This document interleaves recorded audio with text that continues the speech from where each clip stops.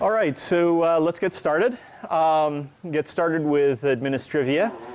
So homework 4 is out. You can download it from the website now. We posted that to the group a few days ago. It's due the Tuesday after we get back from Thanksgiving break. We made a few changes to it based on the results of the feedback survey. So let's see. First is fewer questions. I'm sure everybody's going to be happy with that. So there's still 4 questions on it, but you get to choose 2 out of the first 3. So you have to do only 3 out of the 4 questions. That also addresses another point that, that we found from the survey, which is that different students like different kinds of problems. I guess we shouldn't be surprised by that. But we got some students who are very frustrated with having to do lots of very theoretical problems, and some students who are very frustrated with not having to do lots of theoretical problems. And so we figure we'll let you guys choose, and you can do whatever type of problem you like. The last thing is that we got some feedback that so what we'd been doing is we'd been trying to make sure that we had a lot of scaffolding for doing all of the proofs, which was supposed to make the proofs easier and keep people from going astray. But some students said they wanted practice with coming up with the overall problem-solving strategy as well. And so what we did was we split out a spoiler file for one of the problems. So you can download the spoiler file if you want, and it'll have all of the proof broken up into steps, or you can solve it just from scratch without all of the hints. There's no penalty for doing it either way. So again, do it whichever way you think is best for improving your understanding. The midterm is all graded. Everybody's done it. The mean was 65 out of 95. The standard deviation was 11.3. We were planning to hand it back at the end of the class, but due to some kind of snafu, it looks like we don't actually have them in class. So we'll figure out some way to get them back to you and post it to the group. All right. So that's the Administrivia. Then we can review what we were doing last time. So if you remember, we talked about duality for cone programs and quadratic programs. So we had, here's a pair of dual programs, right? So minimize a convex quadratic function subject to cone constraints. So K is one cone, L is another cone. Could be, for example, the positive semi-definite cone, could be the second order cone. And you have a linear function of the variable in one cone, and the variable itself is in another cone, right? And you can use this to implement linear programs if you choose your cones to be, for example, the non-negative orthant. And then the dual of that was maximize a concave quadratic function subject to some more linear constraints. And this time we used the dual cones, L star and K star, instead of K and L. And they swapped roles, right? So L was on the variable, and L star is on the linear constraint. K star is on the variable, but K is on the linear constraint. All right? And from the primal and dual programs, we derived a set of KKT conditions. So primal feasibility, dual feasibility, then 2 more, complementary slackness, and this constraint on the quadratic part if H is non-zero. All right? Everybody remember that? Or have any lingering questions from last time? All right. So we also did some examples. So the first example we did was maximum variance unfolding, which was a way to take a problem of nonlinear dimensionality reduction and turn it into a semi-definite program. And the nice example was this, this teapot, which started off as images were in just raw pixel value. And after semi-definite unfolding, it turned into a nice circle where distances much better reflected what we think of as actual similarity between teapot images. Okay?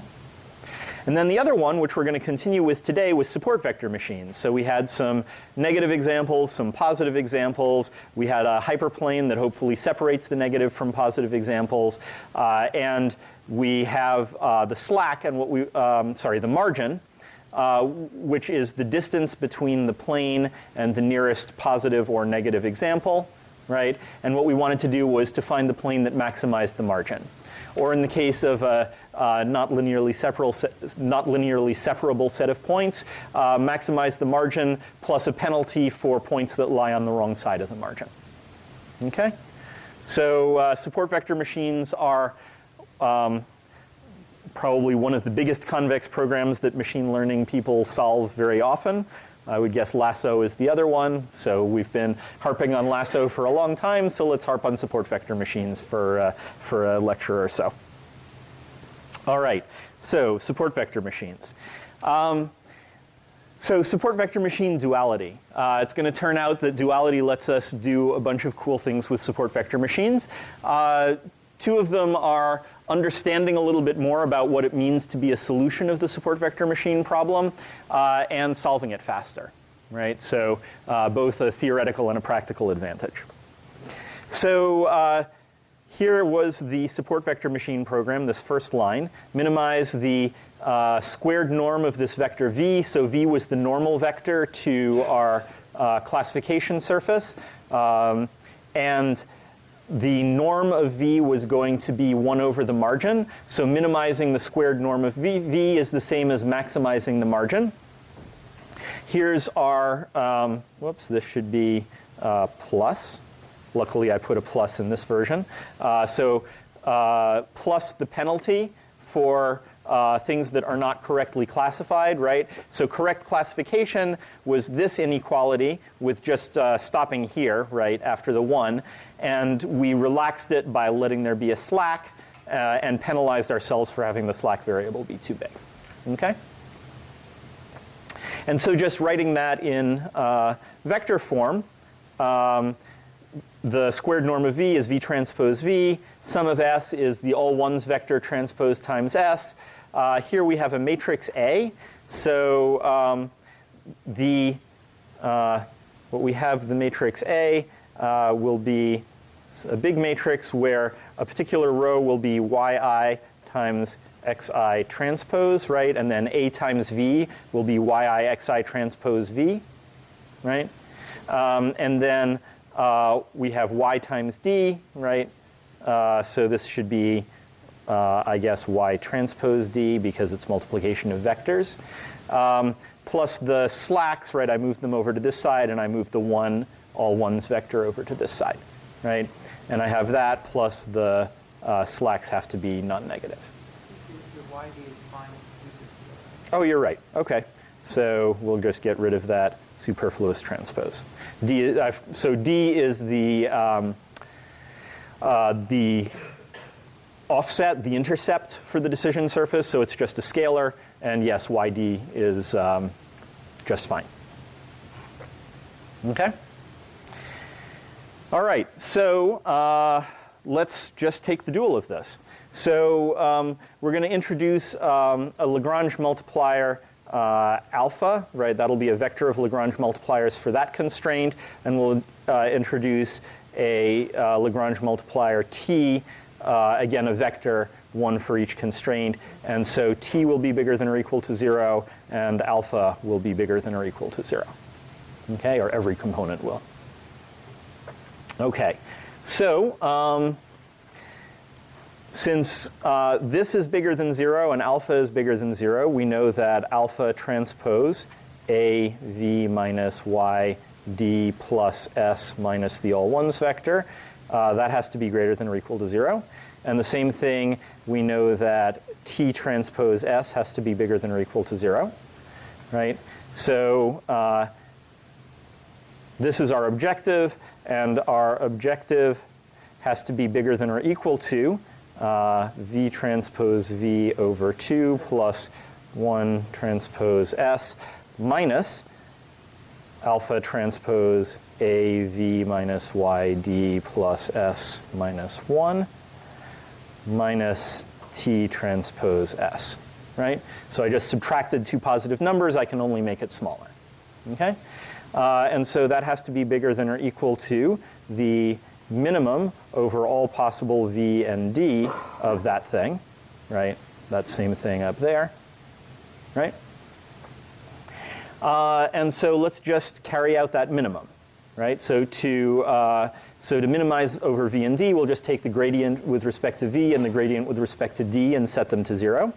So the gradient with respect to v, we get that 0 is equal to, well, the gradient of that term is v There's a minus A transpose alpha right here. That's all of the terms that contain V, right? The gradient with respect to D, well, there's only one term that has a D in it, right? So we just get 0 is equal to alpha transpose Y. Okay? So this here implies that V is equal to A transpose alpha. Okay? And so now let's just substitute that back in. We get that this is equal to, okay, so V transpose V over 2, that will be alpha transpose A alpha over 2, right? Yes, it is. Thank you.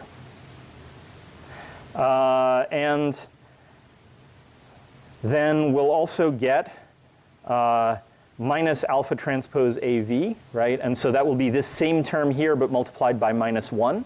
And so I'll just make this a minus a half, right, instead of plus a half. And so that accounts for that term and that term, right? Now I have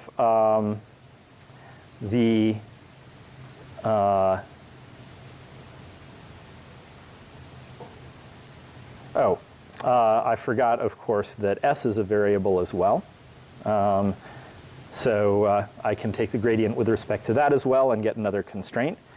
Gradient with respect to S, I get, so I get that 0 is equal to 1, right, the all ones vector, minus alpha minus t, right? Okay, so now I can get rid of some more terms up here using that extra constraint, right? That 1 minus alpha minus t, right, that's equal to 0, and it's all multiplied by s, so I can just get rid of that term, and that term, right? So I've so far only got this one term here. The next one that doesn't have a check mark over it is this one.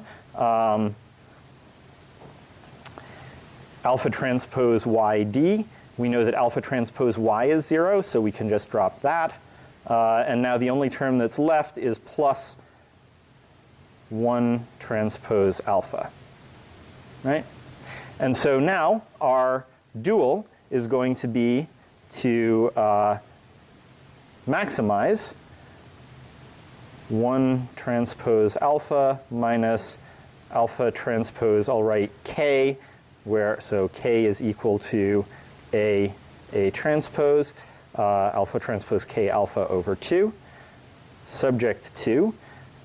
So we have v equals a transpose alpha, but in fact there's no v left in our objective, so we're not going to, I'll just drop that constraint because it's not relevant anymore.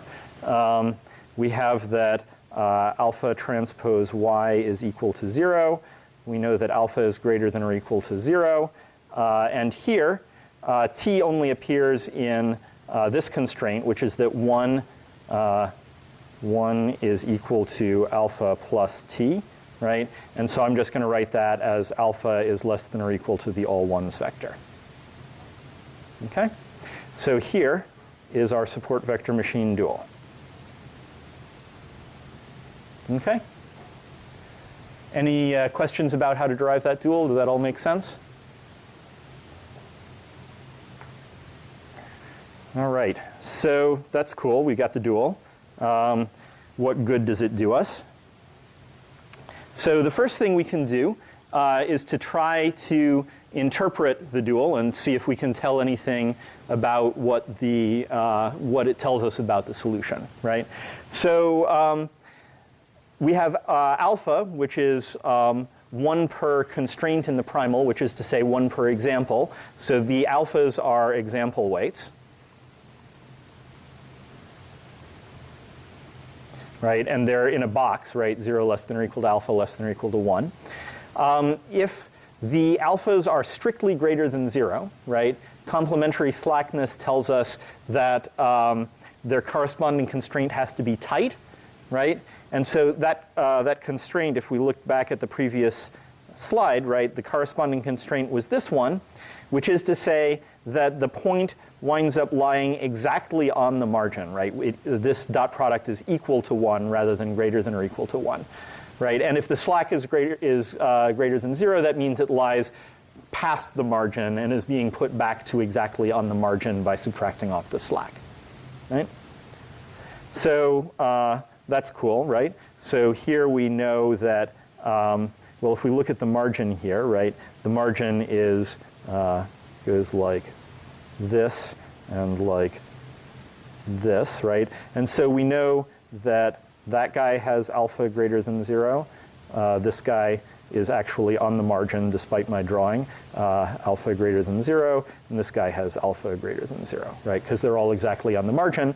And then we know that all of these other guys, because they're not exactly on the margin, this guy has alpha equals 0, this guy has alpha equals 0, right, and so forth. Okay, so that's cool. So the points with alpha greater than 0 are called support vectors because they support the hyperplane. They lie on the hyperplane. Yeah?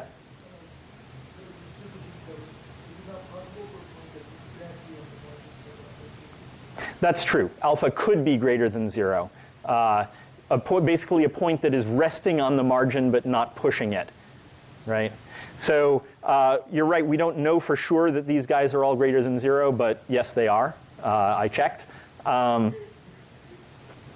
But they could be, and we know that all of these guys have to have alpha equal to 0 because they're not on the margin. That's a good catch. Right, exactly. We could have a third blue point on the margin over here, right? Then this would have actually alpha equals 0 even on the margin, right? Because it's not actually, it could have alpha equals 0, but it's not actually causing the constraint, right?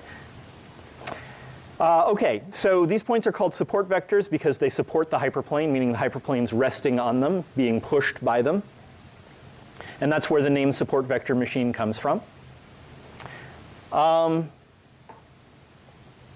Right, so if alpha is strictly less than 1, well, so that constraint was the constraint that alpha plus t equals 1, or alpha is less than or equal to 1, right? And that was, that basically means that the slack has to be 0, right? That's the complementary slackness condition.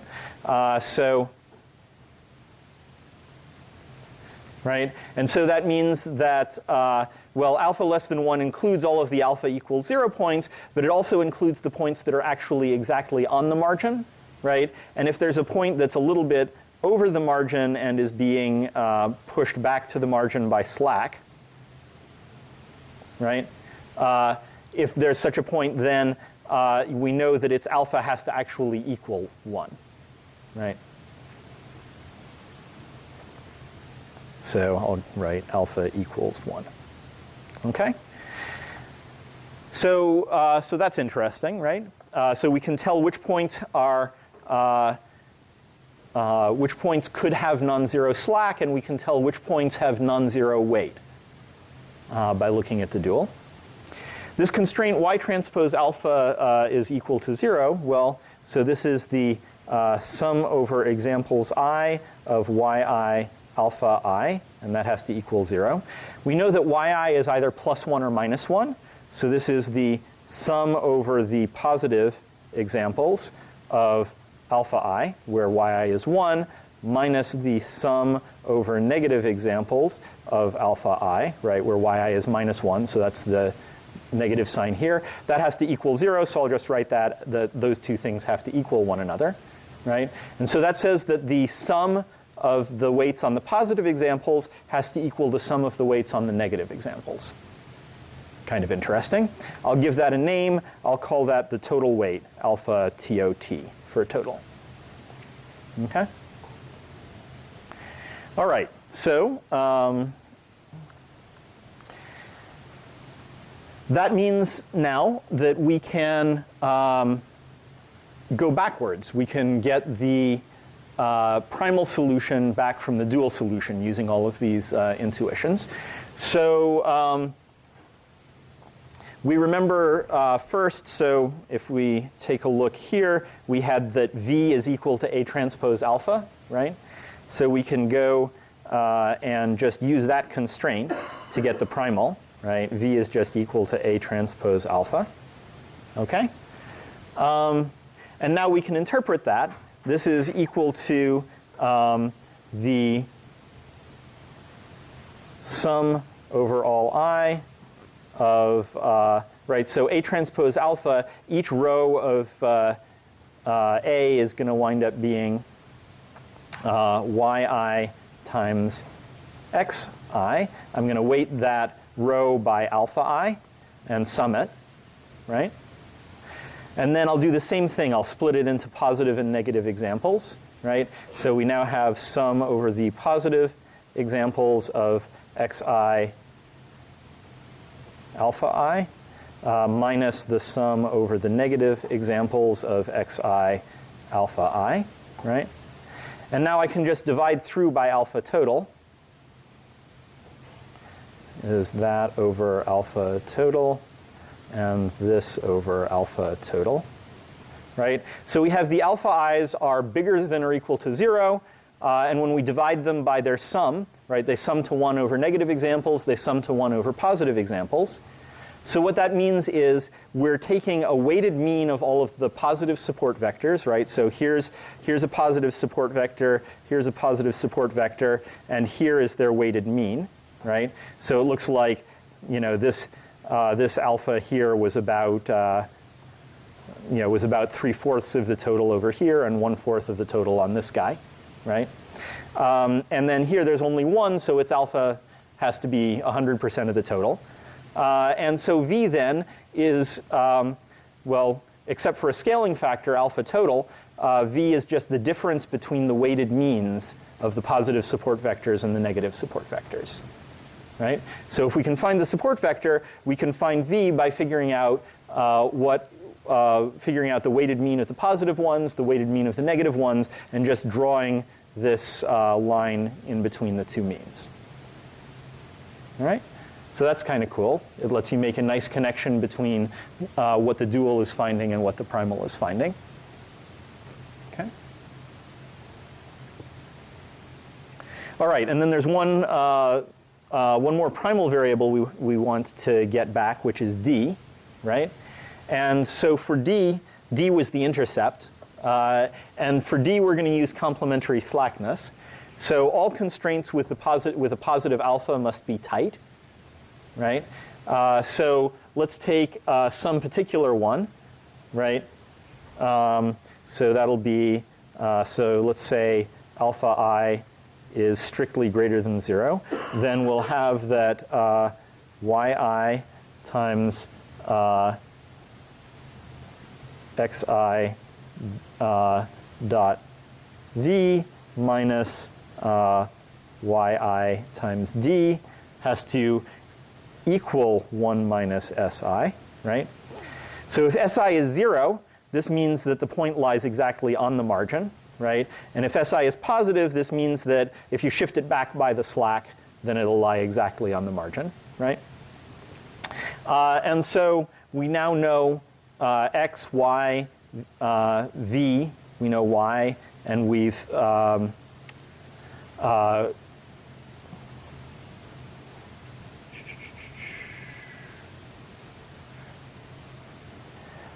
we don't know S yet, but let's assume we pick one where the slack is 0, right?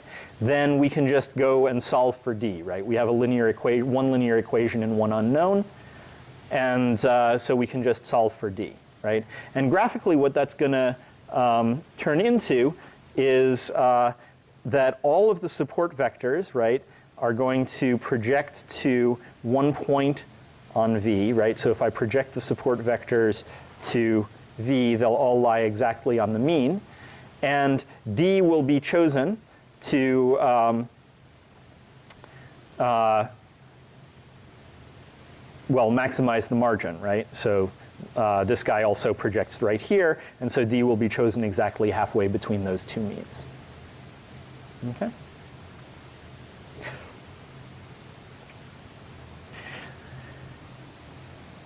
So that's cool, right? We can go from the dual solution back to the primal, which means that we're just as happy to solve the dual as we are to solve the primal, so we can pick whichever one is more convenient for us to solve, right?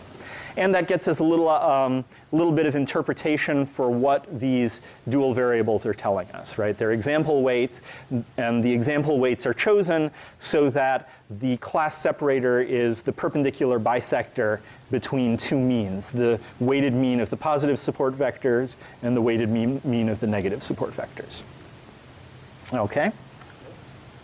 So, I mean, you just have to pick an alpha and it is also less than 1, between 0 and 1. Right, right. Strictly then class alpha is Right, exactly. So picking a slack that's 0 is the same as picking an alpha that's strictly less than 1 because of complementarity. Right? And so it's very easy to find. You don't actually have to know the slacks in order to be able to pick that. So that's a very good point. Okay.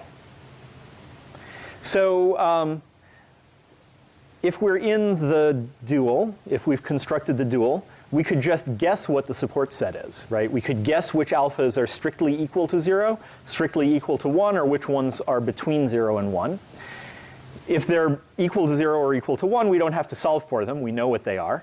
But that leaves us all of the ones that we chose to be between 0 and 1 as possible variables.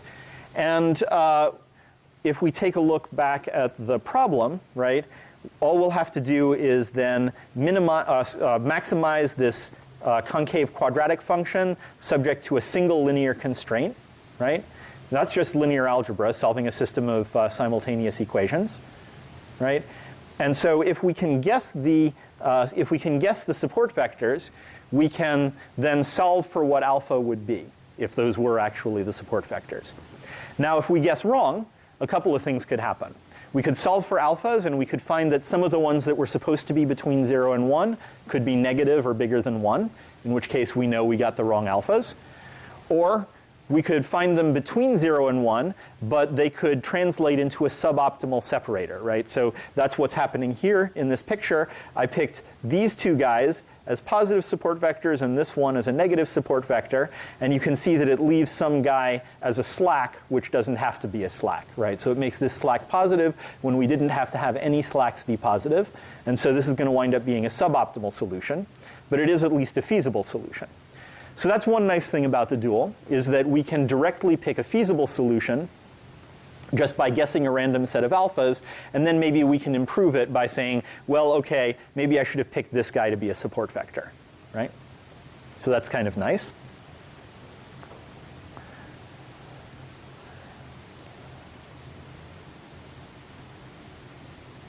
So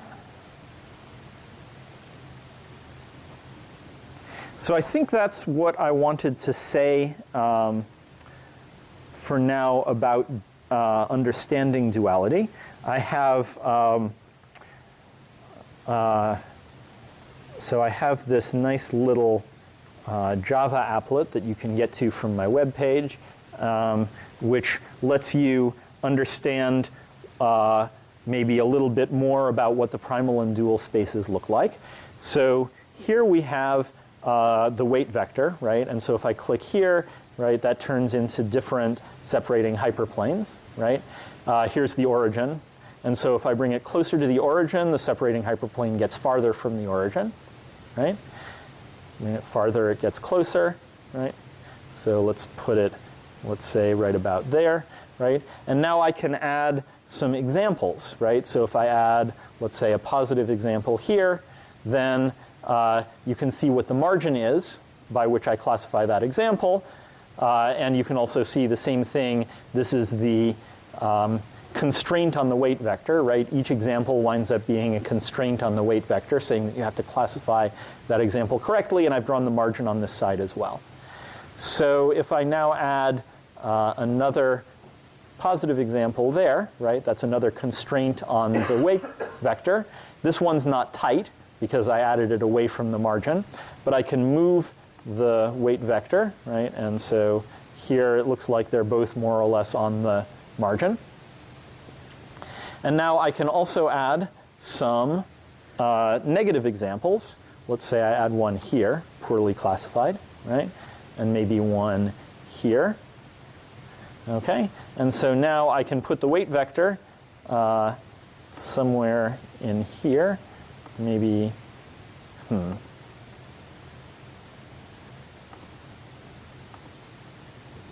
where's the right spot? I guess right about here, right? So it should be the case that if I do this right, I'll get 3 of these guys, but apparently I can't click quite accurately enough. Come on. All right, here they are. There we go. All right, so now I've got it close enough as makes no never mind to being actually on the having all 3 of these guys be support vectors, right? So another thing I want to point out for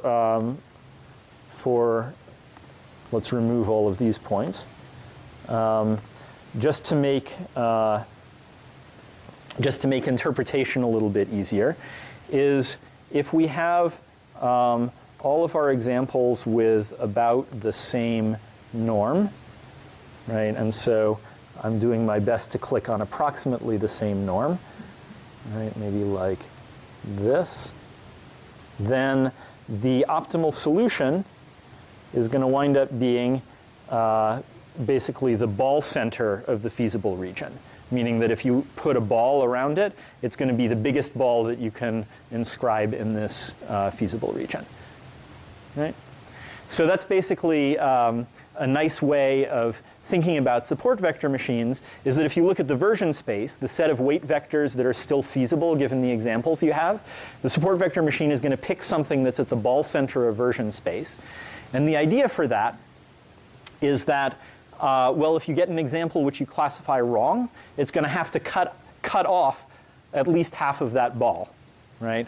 And so that's an argument saying that, well, if you keep doing this, you're going to very rapidly localize down the only feasible weight vector if there is a feasible weight vector. Okay? Right, because you're going to, every time you make a mistake, you're going to substantially reduce the volume of the feasible region. That's only a heuristic argument, but it's a kind of a nice way to understand what support vector machines are doing. Okay? So you can play with this applet if you like to. It's just linked off of my webpage. Or you can just take my word for it that support vector machine duality looks pretty when you put it in pictures. And let's now get back to the slides. All right, so there's the applet. So now, why is the dual useful in practice? So I'm going to now make it a little bit more I'm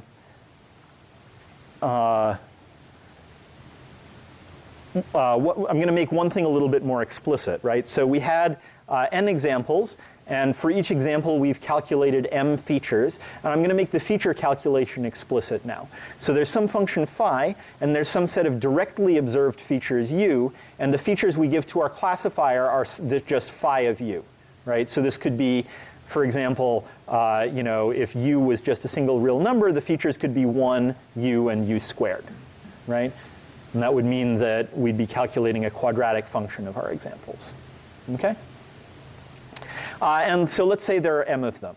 So in the primal support vector machine problem, right, there were m plus 1 variables, right? So there was the vector v and the intercept d, right? The vector was m components and d was the intercept, a single real. And there were n constraints, right? One for each example. Okay? So now if you look here at the dual, it's going to be reversed. There are n variables, right? And then the number of constraints is 1 equality and, well, 2n box constraints, right? So in the Primal, if we wanted to use a really big feature set, we were going to pay a lot, right? So if we had, you know, 1 million features, well, we'd have 1 million variables, right? And that could be pretty expensive. For example, if you used a Newton-based method to solve it, you'd pay 1 million cubed every time you wanted to invert the Hessian. On the other hand, when we go to the dual, it doesn't even depend on the number of features we used, right? So the size of the dual is completely independent. So if m's 1 million and we have 1,000 examples, well, this is going to be much, much smaller and much, much easier to solve, right? So this is an example where taking the dual winds up making the problem a lot easier to solve. Now, of course, if we had, you know, 2 features, well, this doesn't help you a lot.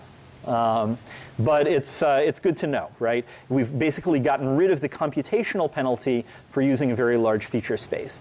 And because very large feature spaces correspond to expressive classifiers, it means that we've reduced the computational penalty for having an expressive classifier. So that seems like a good thing.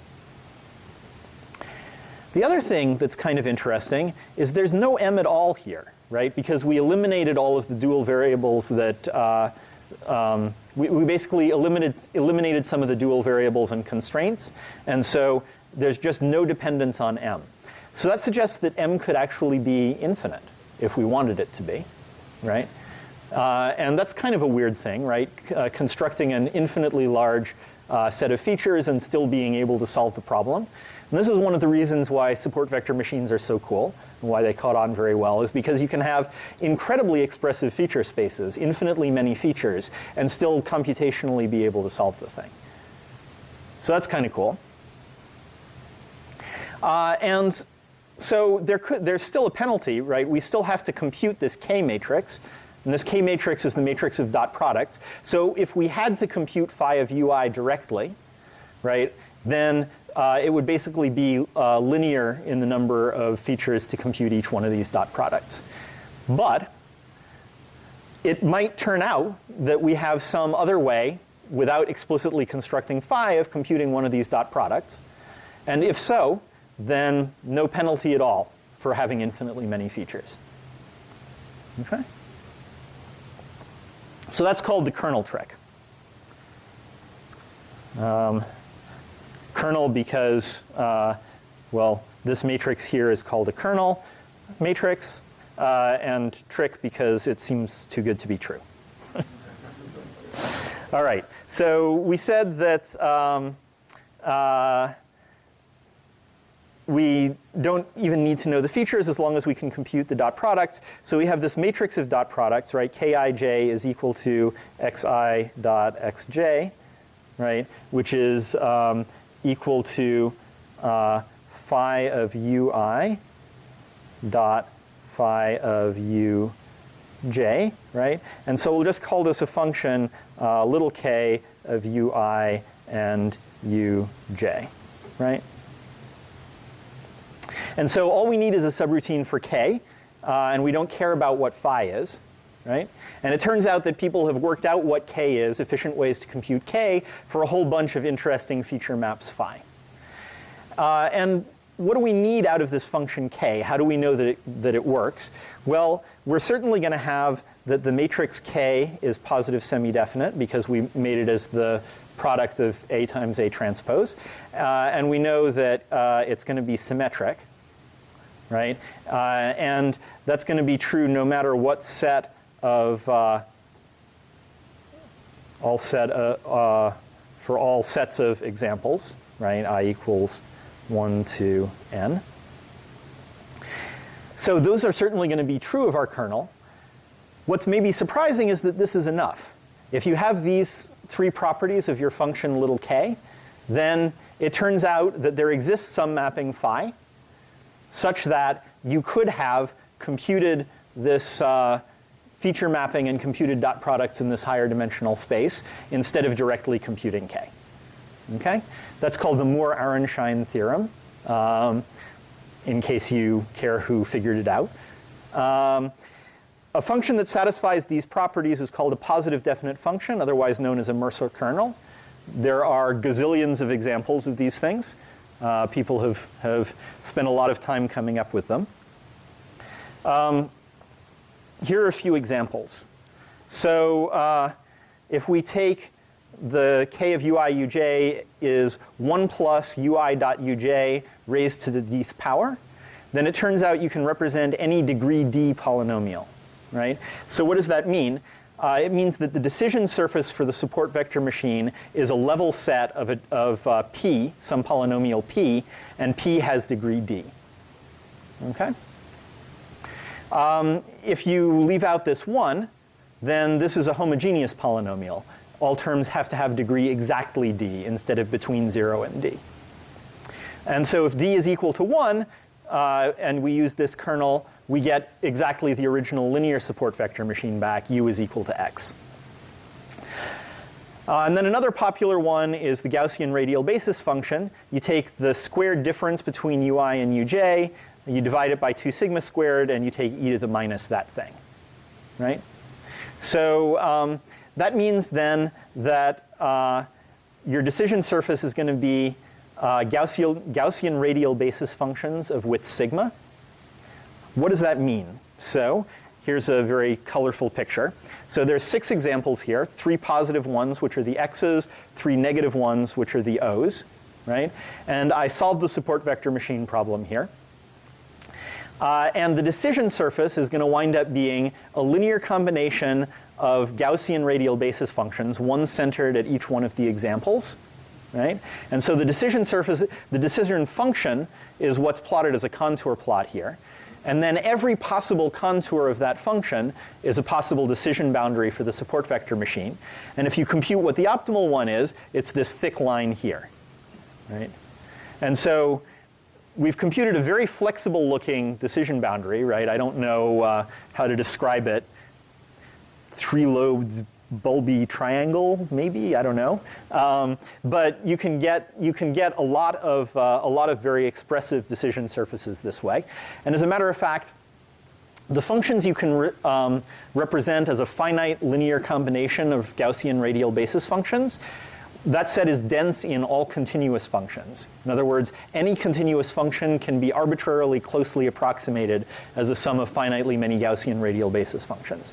So we've got an incredibly expressive set of decision functions that we can use, and we can use any level set of any such function, right?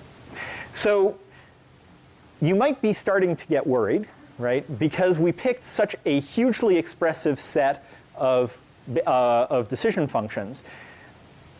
Should we be worried about overfitting? And the answer is yes, we should be worried about it, but it turns out that support vector machines are, I don't know, almost magical that way. The margin turns out to save us from overfitting, right? So we're not, in fact, choosing absolutely any continuous function. We need a lot of data to force us to choose a really jagged function, right? And with only a little bit of data, the support vector machine is going to try to maximize the margin, meaning trying to get a very smooth function. And that turns out to be enough. Yeah? If you listen to some people, it is the end of all classification. But let's see. So it's a convex program to try and find the alphas. So it's still moderately expensive, right? So it's polytime, which is good. But unless you're a theorist, polytime doesn't mean fast. And so you might not actually be able to pay to get a support vector machine. Even if you can pay to solve the support vector machine problem, it might be difficult to figure out a kernel that encodes what you know about the problem, right? So instead of directly engineering the feature set, what you're trying to do is engineer this kernel. And it's not obvious necessarily how to pick a good kernel for a particular set of examples, right? Especially if you want to take advantage of the idea of an infinite feature set, right? Because there's this step that I haven't told you how to do, which is to go from computing dot products in an infinite dimensional feature space to figuring out what the kernel function is that corresponds to that, right? And it turns out that there are, people have written a whole bunch of papers where they figured out for some particular infinite feature space what kernel corresponds to it, but unless you can find or write the appropriate paper for your feature space, you might not be able to solve the support vector machine.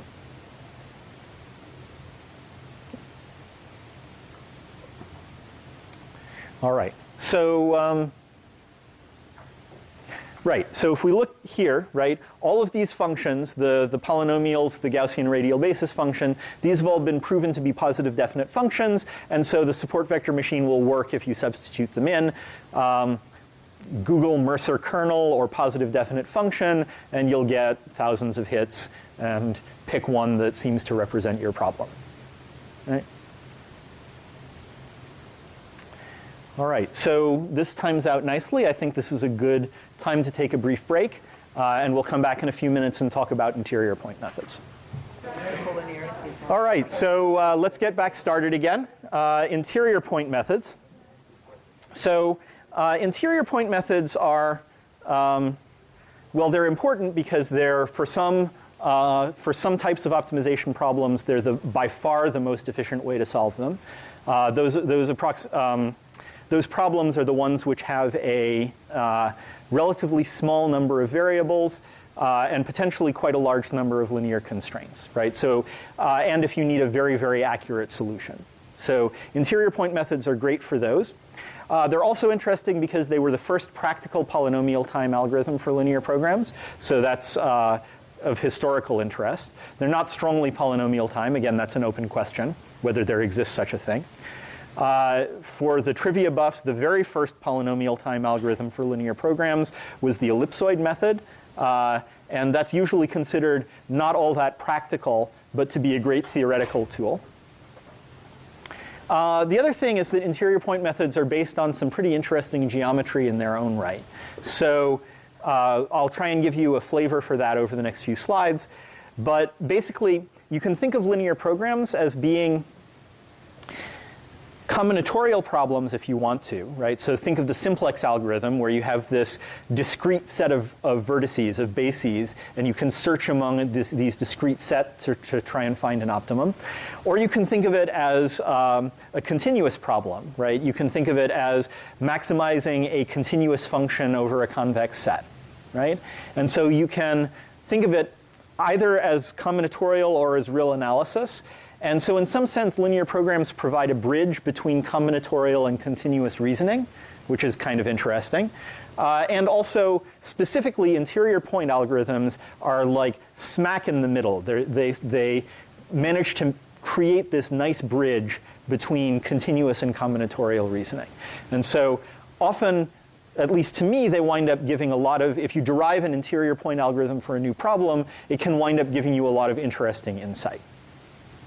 So hopefully you'll see what I mean over the next few slides. So let's start from the ball center. So suppose we have our feasible region, right? So some set capital X, which is all of the vectors such that ax plus b is greater than or equal to 0, right? And suppose that that's too big a description for us, and we'd like to come up with a shorter description of the feasible region. Well, one try might be to find the ball center, which is the center of the largest sphere that can be inscribed inside our feasible region, right? So if we write that as an optimization problem,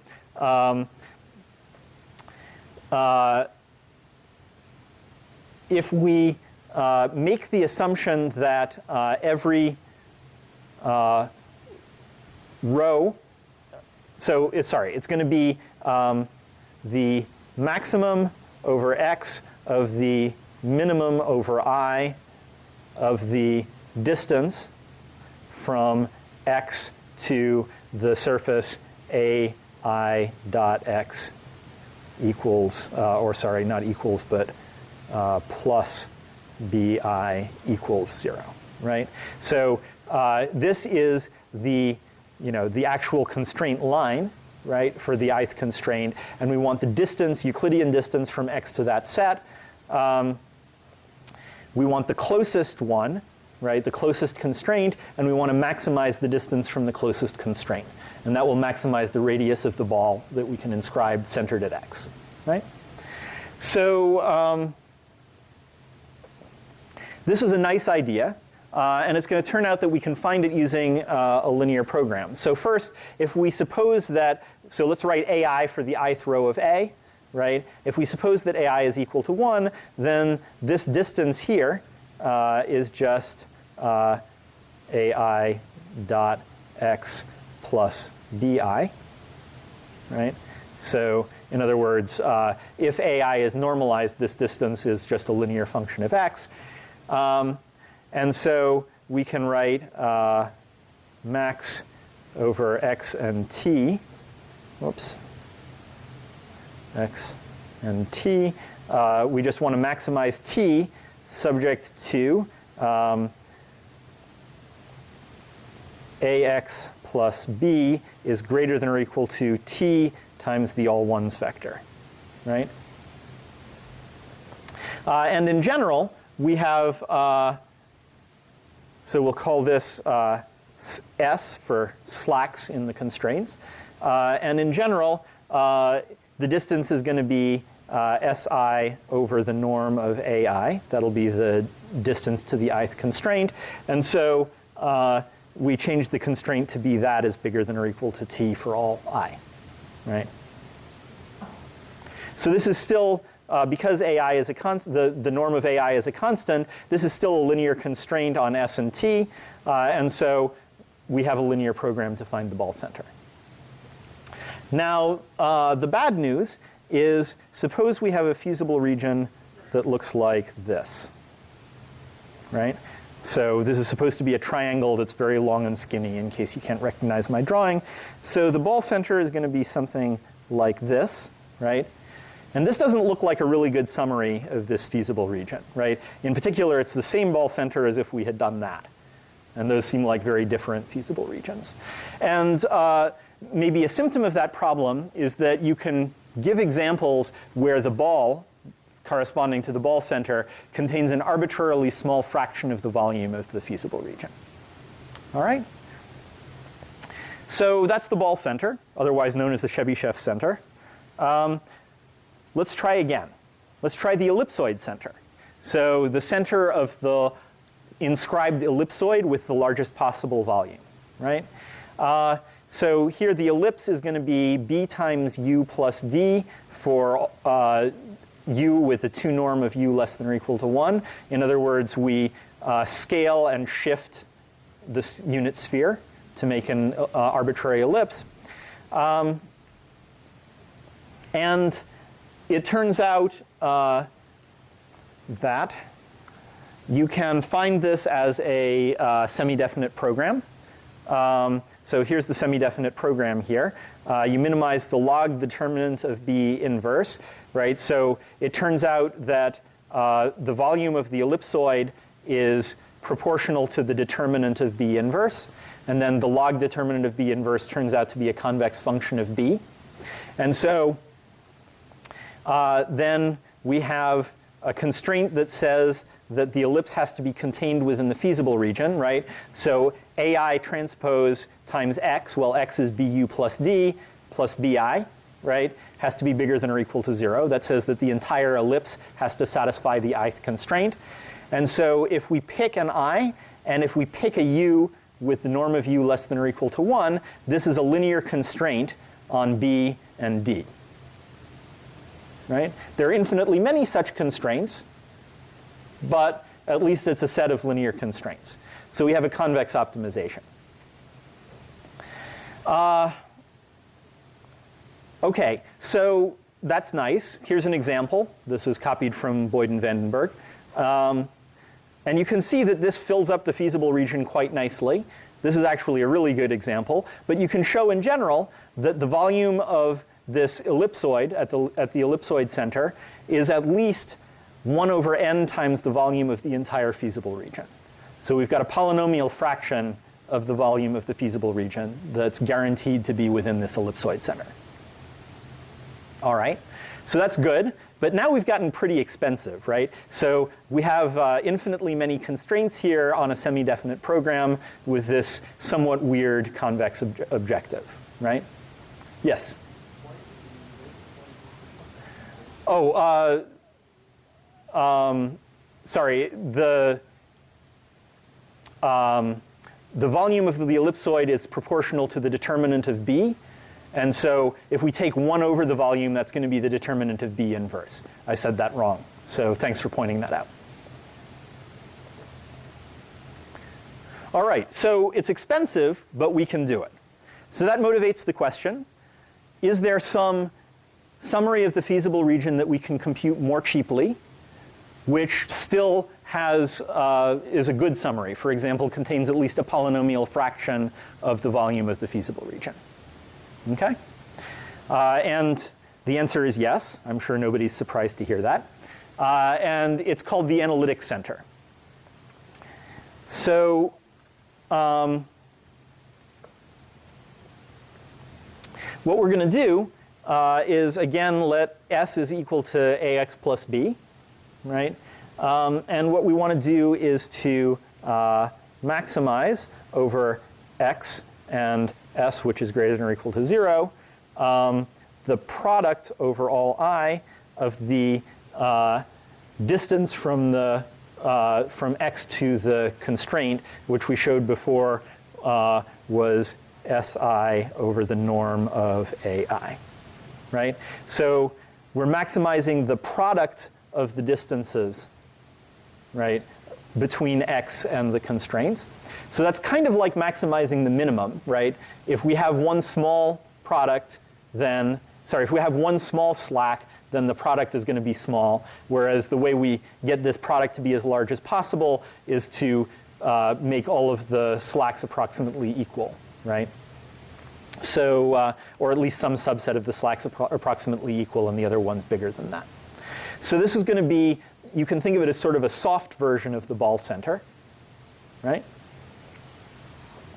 And so let's just take the log of this objective, right? So this is, so the negative log is a monotone function. So, sorry, log is a monotone function. Negative log is anti-monotone. So this is going to be the same as the minimum over X and S greater than or equal to 0 of the sum of minus log SI over norm of AI, right?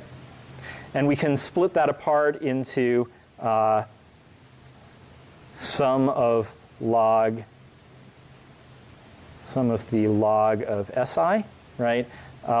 Plus sum of the log of the norm of AI, right? And then this term here is a constant, and so we can just drop it. So we minimize the sum of negative logs of the slacks. That's the same as maximizing that product, okay? And that's going to be the definition of the analytic center of a feasible region. Does that make sense? So this here, this X is an analytic center. And it's going to turn out that we can define an ellipse centered at the analytic center that contains at least a polynomial fraction of the volume of the feasible region. Okay?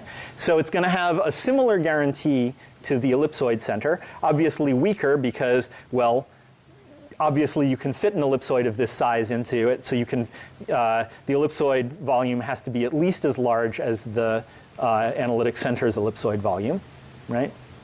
But it's going to turn out to be 1 over poly still. Let's see. A couple of other things you can show is that it's invariant to scaling of the rows of A, right? Scaling the rows of A will just change this constant, which is getting dropped anyway. Okay?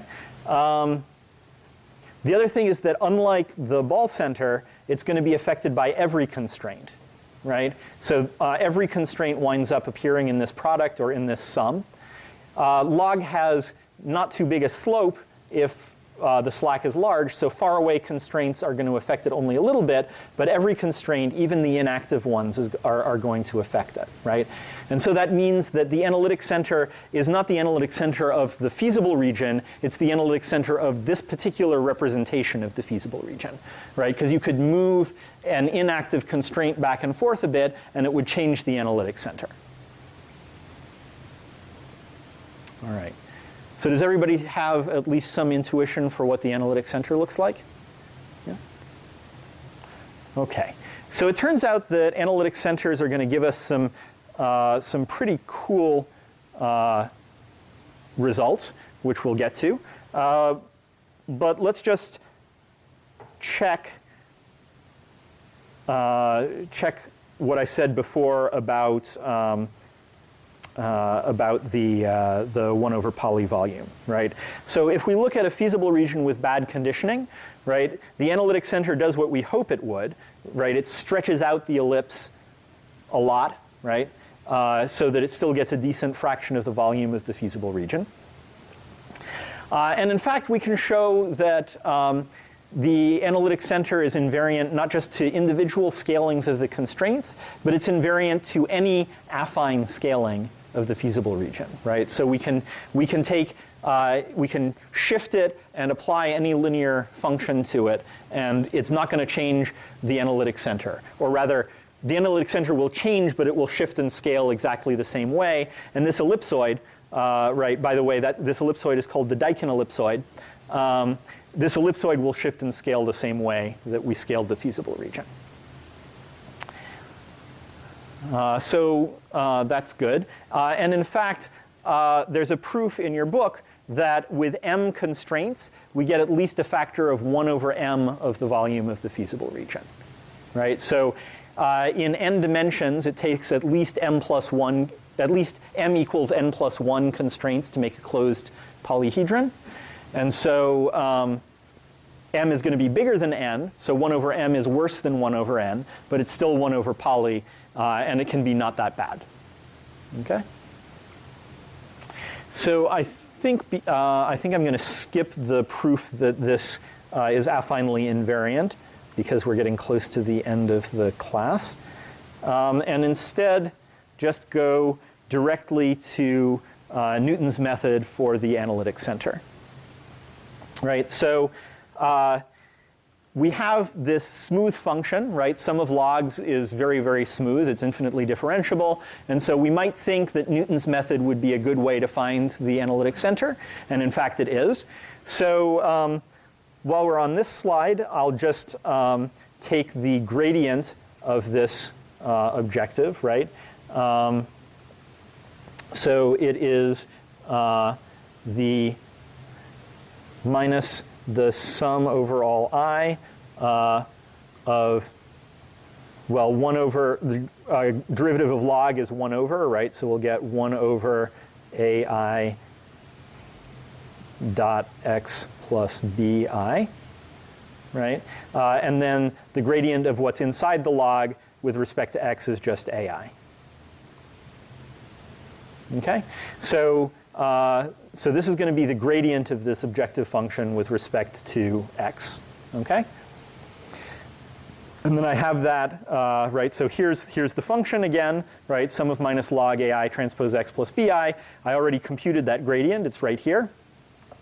And then the Hessian, well, the derivative of 1 over x is minus 1 over x squared, right, so the minus sign cancels that minus sign. And we have the sum over I of 1 over ai dot x plus bi, right? Ai dot x plus bi, quantity squared. And then we had an ai before, and we get another ai from the gradient of what's inside, so we get ai times ai transpose. Okay? So if we write S is equal to AX plus B, right? So what we get here is sum over I of, sorry, not here, but here, sum over I of 1 over Si times Ai, which is the matrix A transpose times the vector 1 over S, right? Where here I'm taking 1 over S to be component-wise. And then here, I'll write capital S is equal to the diagonal matrix with little s on the diagonal, right? And so this here, this is going to be transpose S to the minus 2A, right? So we have the, whoops, and this is minus. So we have the gradient and the Hessian, and we can run Newton's method, okay? So because this is a strictly convex function, we know that the Hessian is strictly positive definite, meaning that the Newton direction is going to be a descent direction, right? And so that means that Newton's method converges from any initializer, any feasible initializer, which is good, as long as we use line search, right? Now, we have to find still a strictly feasible initializer, right? Something where this sum of negative logs is finite. But once we find that, we're good with Newton's method. And I'll actually show you later how to get around that requirement. And it's going to turn out, in fact, that Newton's method is going to converge very, very quickly, right? It's not just that it's going to converge globally. It's actually going to converge globally in a very small number of iterations. So for the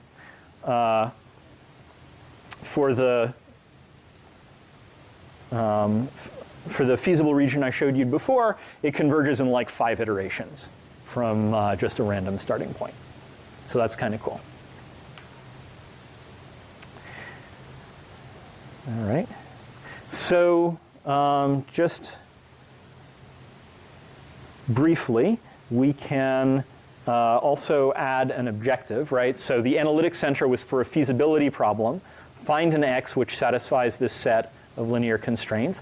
If we have now an objective, we want to minimize C transpose X subject to the same set of constraints.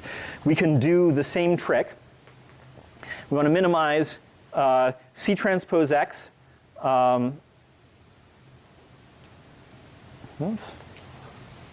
C transpose X plus some multiple of the sum of logs, negative sum of logs of the constraints, right? And there's a parameter, t bigger than 0, which is basically going to trade off between these two terms, right? So there's a new parameter. We don't know how far we want to go in the direction of the objective versus how far we want to go in the direction of the analytic center.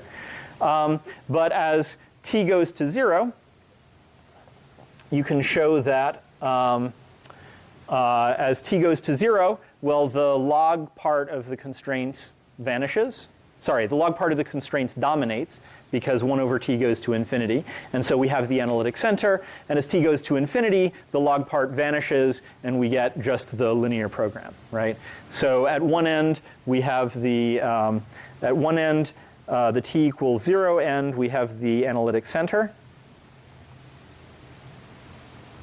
And as the t equals infinity, we get the LP optimum. And it turns out that the central path is smooth, infinitely differentiable for any finite t. And so the central path smoothly connects the